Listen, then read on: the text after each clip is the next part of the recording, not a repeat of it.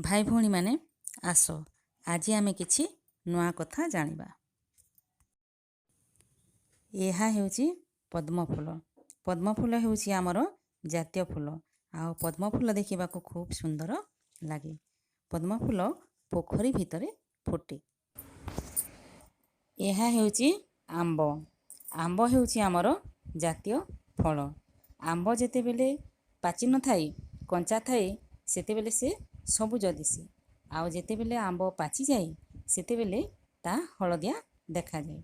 आ फल मध्यरे राजा हेउची आंब। आंब को खाइले बहुत मीठा लागे। बाघ हेउची आमर जातीय पशु। देखिबा को से भयंकर अटे। से बनरे रहे एवं बनर जीवजंतु को से खाई थाए। मयूर आमर जातीय पक्षी। देखिबा को बहुत सुंदर दिसे। पक्षी मध्यरे से सारो अटे।